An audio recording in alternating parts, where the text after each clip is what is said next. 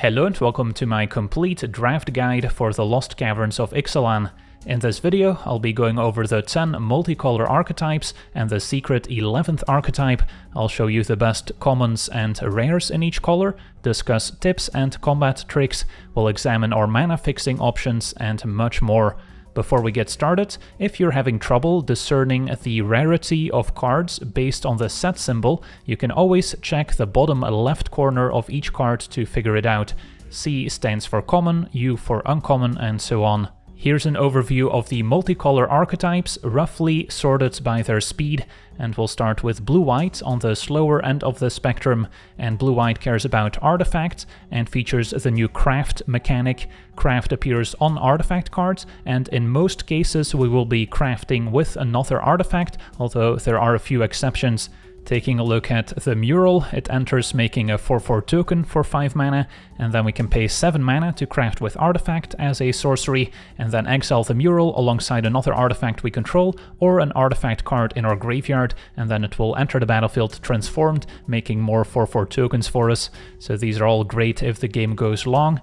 Cards like the Mischievous Pup are also great in this archetype, as it can maybe pick up one of our artifacts after it already provided a bit of value, so we can redeploy them, but it can also save some of our creatures from removal. Then a blue-black is another pretty slow archetype that wants to fill the graveyard to enable its Descend synergies. A card with Descend 8 requires us to have 8 or more permanent cards in our graveyard before the effect can take place, so that will take quite some time to achieve. Cards that help us mill additional cards into our graveyard, of course, will be great to make that happen. Then we continue our Descent theme in black-green, where we still want to fill the graveyard, but we might also be able to get cards back from our graveyard using the Scavenger. The Mycoid wants us to descend every turn by putting additional permanent cards into our graveyard. Now do keep in mind, tokens themselves don't enable descend. While tokens are permanents, they aren't permanent cards, which is what we need to enable the Mycoid to keep making 1/1 fungus tokens that cannot block. Those fungus tokens will also come in handy when playing black-white, which is a sacrifice deck, so we want lots of disposable creatures and other tokens we can sacrifice to some of our engines, such as Bartolome, the signpost uncommon for the archetype, or the Acolyte, for instance, and we can also sacrifice artifacts to these cards, so some of the artifact tokens in the set that aren't necessarily creatures are also fair game. Red-white is often a mid-range deck where you want to tap your own artifacts and creatures during your turn to enable certain synergies, such as on the Sunborn, where we get to discover 3. This is a new take on the Cascade mechanic. Now it has a number assigned to it instead of being tied to the creature's mana value, and you're not forced to cast the card that you reveal. You can also decide to put it into your hand instead if it's a bit more conditional in nature. The Wanderglyph is also happy to tap to enable those abilities, as we now get to discard a card and draw if we do, and the Infantry is also very helpful in this archetype, as we can tap it to enable those synergies while still being a 2/4 back on defense. And Explore is back once again, most pronounced in blue-green, where we've got quite a few additional payoffs for exploring. Most cards with Explore are already quite good and limited, and they can also help enable the various Descent synergies if we decide to put cards into the graveyard after revealing them. Red-green is all about dinosaurs, and it can certainly come out the gates pretty quickly with a good draw, but it can also play a longer game where you just want to cast some more expensive dinosaur cards and then leverage some of those dinosaur synergies. We are back to descending in black-red, but this time it's a bit more aggressively slanted than in our previous archetypes. A card like Deadweight is perfect for this archetype as a removal spell that also counts as a permanent card, potentially going to the graveyard to enable those descent synergies. Then a green-white is an aggro deck that wants to enhance its creatures, whether it's with +1/+1 counters or other power and toughness boosts, and we also have a few payoffs, such as the Exemplar drawing us extra cards if we manage to hit the opponent with a creature that has modified power. And finally, blue-red is an artifact aggro deck, so we get rewarded for generating treasure tokens or maybe the new map tokens, which are a way of letting our creatures explore, so that also has a bit of overlap with blue-green, of course. And then there's a small pirate sub-theme as well, so a few cards that reward you for controlling pirate creatures. Now, I've already hinted at it earlier, but there is a secret 11th archetype, which is the Cave deck. There's one uncommon payoff in every color, which means that the Cave deck could take on lots of various forms, all the way from a 2-color deck to potentially a 5-color deck, if you've got enough mana fixing, just to try and fit in as many of these payoffs as possible, and the payoffs can be quite strong if you've got enough caves to support it. How do you get caves in Limited? Well, there's a whole cycle of them at common, one in each color, and these also have an activated ability for 5 mana that lets you discover 4, so these are just good to have in any 2-color deck, but particularly in the Cave deck, having that Cave subtype is incredibly helpful. And then there's a bunch more caves at common and uncommon. Some of these only make colorless mana, but some of them can also enable Descend, such as the Promising Vein. If you sacrifice it to get a basic land, counts as a permanent card going to the graveyard, so that can also enable some other synergies.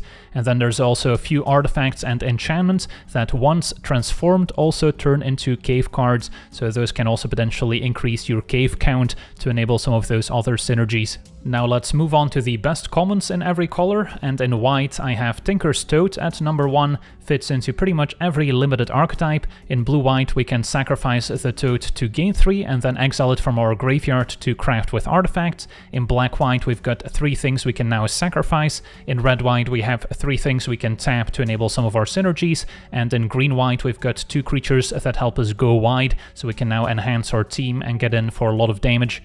Then the Cloud Guard is very similar, a 3/2 flyer making a token. Petrify, a decent removal spell for 2 mana. Just be careful not to enchant an opposing artifact creature, since the opponent might craft with artifacts and then basically still use the creature that you enchanted.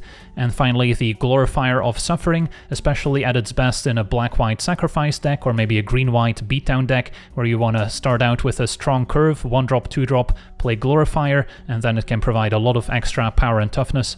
Then in blue we start with the Waterwind Scout, a 2/2 flyer that makes a map token when it enters, so counts as an artifact that we can maybe craft with, can enable some of our synergies in the blue-red artifact aggro deck, and then can also explore, which is great in blue-green. So again, a great card in pretty much every archetype. Exploring can also put additional cards into the graveyard to enable our various Descent synergies in blue-black. Then the River Herald Scout, a 1/2 that explores when it enters, also very versatile. We've got a bounce spell with the Brackish Blunder, potentially making a map token. And finally the Oaken Siren, at its best in a blue-white artifact deck, but can also be quite nice in blue-red artifact aggro, and as a flyer can also wear equipment pretty well, of which there are a few in this set. Then in black we start out with 2 solid removal spells, and it's very close between the 2. Join the Dead doesn't have a lot of synergy throughout the set, but can deal with some larger creatures, whereas Deadweight is perfect for enabling Descent and is a lot cheaper to play in your more aggressive decks. Skullcap Snail, a 1/1 that makes the opponent exile a card from their hand, so it will not be enabling Descent for the opponent by exiling a card, but can enable Descent for you later if it ends up in the graveyard, or you can maybe sacrifice it. And then the Screaming Phantom is a bit more narrow in scope, but is also perfect for enabling Descent turn after turn by attacking as a 2/2 flyer and milling a card. And red also gets a few nice removal spells at common, with both Abrade and Rumbling Rockslide getting a reprint, and Idol of the Deep King dealing 2 damage at instant speed thanks to Flash, and then we can transform it into an equipment that we can attach to one of our creatures right away. Plundering Pirate making a treasure token, also great at enabling various synergies, including craft with artifact, such as on the Idol of the Deep King. And then a green also gets a nice removal spell with the Final Strike. Poison Dart Frog ramps and fixes our colors while holding off large flyers by gaining Death Touch. Pathfinding Axejaw helps us explore, counts as a dinosaur, so it also fits into a lot of different archetypes.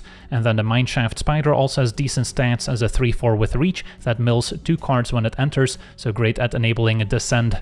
Now there's going to be quite the jump in power level when discussing the gods of the set. Luckily these are all mythic rare, so you should not encounter them very often, but these are all incredibly powerful creatures that even when destroyed transform into a land, which can then later transform back into the creature if a certain condition is met. So these are very annoying to deal with. Luckily there are a few more permanent answers at common and uncommon. Eaten by Pranas can turn the god into a 1/1 creature that loses all abilities, and then a Ray of Ruin, Dusk Rose Reliquary, and Quicksand Whirlpool can all exile the god so it doesn't transform into a land. Now you could also try to counter the gods, but counter spells do get a bit worse in this set than they would be otherwise. Part of the reason is the existence of the craft mechanic.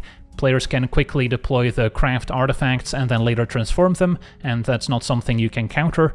And then there's also just fewer instants in general in the set because of the descent mechanic wanting there to be lots of permanent cards, so it's less likely that you have another instant you can play alongside your counterspell if the opponent doesn't force you to cast a counterspell in the first place, so that leads to a lot of wasted mana. Now we can talk about the best rares in the set, outside of the gods we've already discussed. In white, there's the reprint of Resplendent Angel. Once you activate it, you can start making angel tokens pretty easily and make it impossible for the opponent to race. 1000 Moons Smithy makes a large token that grows with the number of artifacts and creatures you control, and then can also transform to generate even more of those tokens. And then Unstable Glyph Bridge is kind of a pseudo sweeper that can also transform into a powerful flyer that makes it hard for the opponent to do much of anything. Then in blue, the power level drops a bit compared to the other colors, but there's still some very nice rares available. First Among Equals can provide card advantage when artifacts enter. The Larcenist is essentially a removal spell as long as it sticks around as a 2/3 flyer with Ward 1. And then the Alluring Scoundrel, a 2/1 with Flash and Flying, that when it hits the opponent can also give us additional card selection. And then in black, there's the Bloodletter, which will double our damage output. Now it is triple black to cast, so it won't always be easy to play it on curve, but still very powerful. Then the Bringer of the Last Gift, a 6/6 flyer for 8 mana that will reverse whatever's in play with whatever's in the graveyard, so that can also take over if we can set up our graveyard carefully. And then a Preacher of the Schism can be a nice 2/4 with Death Touch that provides value whenever it attacks, whether it's making 1/1 life-linking tokens or drawing cards at the cost of 1 life. Bonehorde Dracosaur is among the more ridiculous bombs in the set, and certainly competes with its god counterpart. Breaches is also incredibly powerful if you can play it on curve, at its best in Blue-Red Pirates, but it's going to be amazing in pretty much any red deck. And then the Trumpeting Carnosaur has the flexibility of dealing 3 damage early on, but we prefer to cast it so we can discover 5, in addition to putting a 7/6 Trampler into play. Then Huatli may have lost her spark, but she still definitely packs a punch. Finding a basic land when she enters already provides a nice bit of value, and then especially once transformed into the Saga, can slowly take over, making a pair of dinosaur tokens, and then especially if we have a large dinosaur to search up with Chapter 3, we can set up lethal on Chapter 4 once we give our dinosaurs double strike and trample. Then the Skullspore Nexus gets a discount similar to the Great Henge, can activate to double a creature's power until end of turn, and leaves behind large tokens when our non-token creatures die. And then the Hulking Raptor, a nice 4-mana dinosaur that helps us ramp. And then a few of the multicolor bombs include the only Planeswalker in the set, Quintorius, especially nice in the red-white Discover decks. Then we've got the Deep Fathom Echo, letting us explore every turn. And then the Hatcher puts a lot of power and toughness into play once we transform both of the dinosaur eggs. And then in the artifact section, there's the 3-fold Thunder Hulk, which can make a bunch of tokens. We can use those tokens to add extra counters to the Thunder Hulk, which in turn will make even more tokens, so that's kind of a snowballing effect. And then the Inner Sun will help us discover turn after turn, so that can also take over on a stalled board. Now, if you don't want to be caught off guard, it's also worth taking a look at all the instant speed plays that are available in the set. So if the opponent passes the turn with a bunch of mana untapped, you can start to narrow down what they could possibly have. In white, there's a few combat tricks, there's a few removal spells, mostly relying on creatures being tapped or attacking, so they're definitely better in a more defensive deck. Then in blue, there's the counter spells that we've already brought up. There's a couple bounce effects, and then a few creatures with flash that could try and set up an ambush, but these are mostly at higher rarities. Then in black, we've got a few instant speed removal spells. A way to sacrifice a creature or artifact could also be relevant. And then a Fungal Fortitude I want to highlight as an effect we've seen in the past, but this time it's attached to an enchantment aura that gives a permanent +2/+0 bonus, and in this set in particular, it also counts as a permanent card for descent purposes, so I actually think Fortitude is going to be pretty solid. Then red has 2 decent tricks and a few more instant speed removal spells, most of which we've already covered. And then green has a few pump effects. Huatli's Final Strike could also lead to some blowouts, and the Malamet Scythe is also worth playing around, giving a creature a permanent +2/+2 bonus in the form of an equipment. And then there's a 6-mana Runaway Boulder dealing 6 damage when it enters. And here's a more condensed list of all the tricks, and then I'll make it more printer friendly in case you want it in paper. Then besides all the instant speed tricks, it's also good to know about all the sweepers in the set, so you don't end up overextending into them. In black, there's the Malicious Eclipse, giving creatures -2/-2 until end of turn. The Terror Tide will require enough permanent cards in graveyard to enable it. And then we've already covered the Bringer and the Glyph Bridge. And then red has Tectonic Hazard, dealing 1 damage to each creature, and the Calamitous Cave-In, which will appear in the more dedicated cave decks. And now let's take a look at our mana fixing options, especially for those multicolor cave decks, which will need it.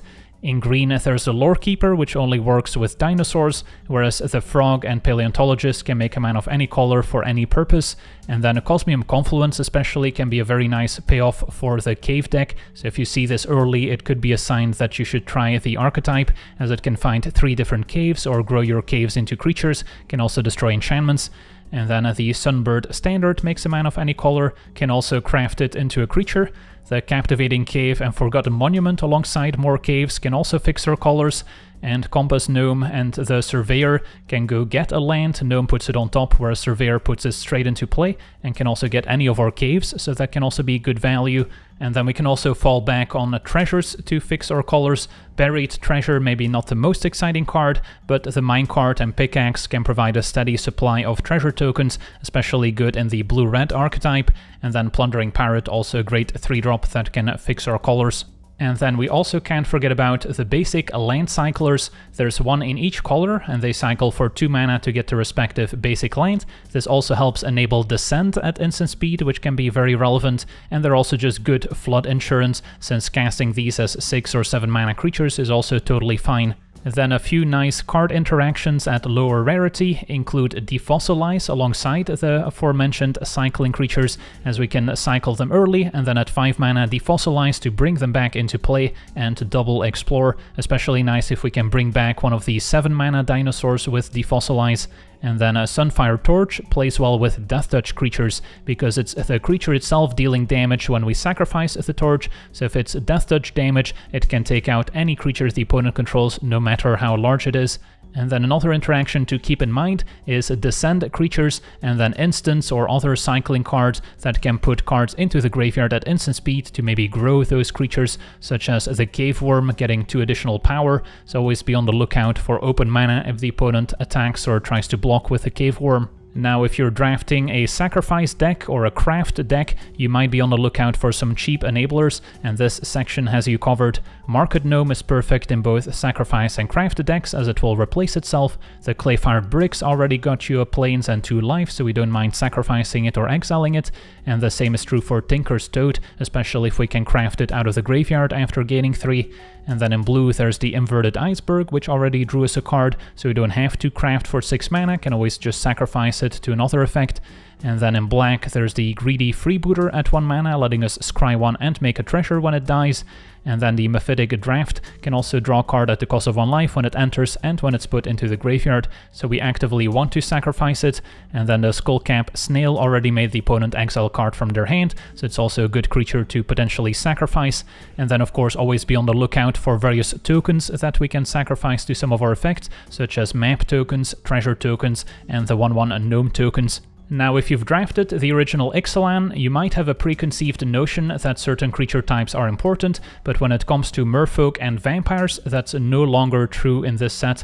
Merfolk have the Pilgrimage as a payoff, whereas vampires have the Paladin, so there's no reason to limit yourself to only picking vampires if you're drafting black-white, or only picking merfolk if you're blue-green, since the payoffs simply aren't there. And then a Roaming Throne also has a bit of overlapping synergy, although you're often better off naming human as opposed to one of those 4 major creature types. Now, pirates actually have some payoffs at lower rarity, so those are potentially worth building around, but especially dinosaurs have the highest density of payoffs, and as you'll see here, there's quite a few between red and green, and some multicolor cards, topping off with Gishoth as a nice reprint. Another point worth making is that there's more playable 1-mana creatures in the set at lower rarity than there have been in quite some time. In white we've got the Gnome, Guidewing and Bat, which are all great. Then blue's got the Wrestler, and especially the Siren is exciting. black has Freebooter, red has the Tomb Raider, and then green has the Scout, the Lorekeeper for dinosaurs, and then the Seeker could also be playable in a more dedicated Explore deck, although not quite as exciting as the Scout. This doesn't necessarily mean that the format is going to be super aggressive, but it does mean that you want to keep an eye on your curve to make sure to include a few 1-drops if possible. Then it's also worth noting that creature lands are back, and these are always great to have in Limited if you're playing those respective colors, since they give you another nice mana sink alongside maybe the common caves that let you discover. And then I also wanted to highlight some one-off returning mechanics. There's Kellen as the only adventure creature, the Evangelist with Battle Cry, we've got the Blue God with the Rebound mechanic, letting us replay instants and sorceries one more time, and then the Tortoise rewards us for having high toughness, but overall not a very heavily supported theme. So yeah, that concludes my draft guide for Lost Caverns of Ixalan. If you want to see me rate every individual card in the set, that spreadsheet is available right now to all my supporters on Patreon, so make sure to check that out. And then you'll also be able to join the private Discord server where you can discuss strategy with like-minded individuals. If you have any comments or feedback on this new style of set review, make sure to leave them down below. But for now, I want to thank you for watching, hope you enjoyed, and as always, have a nice day.